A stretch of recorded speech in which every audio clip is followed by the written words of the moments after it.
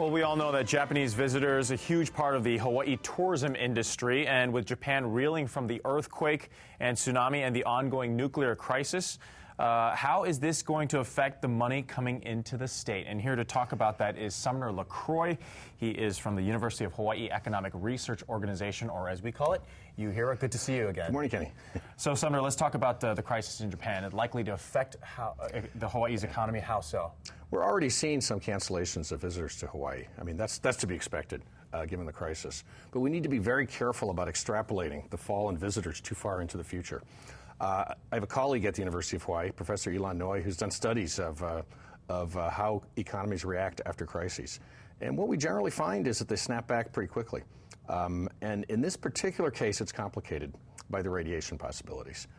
Even then, we need to be a little bit careful about just extrapolating out some real horrific scenarios. So one scenario might just be that we're going to see a huge decline in Japanese tourism because of, say, of the economy declining. There may also be some people coming here, though, too, trying to escape the possible radiation in Japan. That may replace some of the tourism flows. In California, too, right now, we're seeing some visitor cancellations.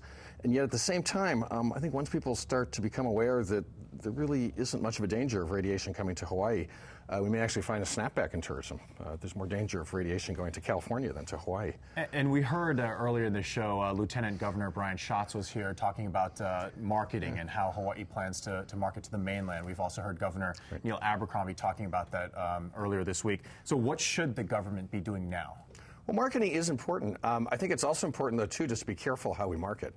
We don't want to be saying in California there's no risk of radiation here. That may start to get people thinking, gee, maybe there is going to be radiation here. I mean, I think we really need a measured response at this point. But clearly the government should be thinking about how it's going to be marketing Hawaii, because we're not going to be affected by the radiation from Japan. What's more, I think, on the governor's plate right now is just the ballooning budget deficit. That's a big deal regardless of the crisis in Japan. And I think that if we look at the deficit left just for the rest of this fiscal year, it's huge. The governor has relatively limited options left. He can basically borrow from some funds that are out there. We have the Rail Transit Fund, there's the Rainy Day Fund, there's the Hurricane Relief Fund. We could borrow from some of those funds to help ease the pain a little bit, or we could restrict spending. Probably some combo of those is what's needed. When you do borrow from the Transit Fund, though, aren't you just kind of delaying it for later on? I mean, you're going to have Yes. an even bigger deficit later on. You are, but you know, one of the things about the Transit Fund is if we borrow from the Transit Fund, basically what would happen would be that the 0.5% excise tax would be extended for 2 more years. And if it's borrowing for state purposes, a 0.5% tax should be extended for 2 years for all of the islands. You know, and we're talking about the years 2023 and 2024. I don't think that borrowing would affect the rail transit project.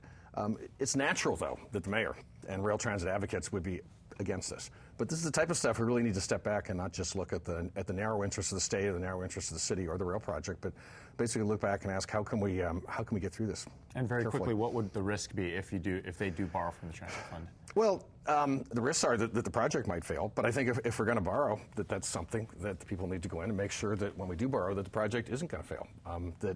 That the borrowing is done carefully and that the finances of the rail transit project are carefully maintained. That's very possible to do. Sumner LaCroix from UHERO, thank you again, and thanks for joining us here this morning. Thank you. Appreciate it.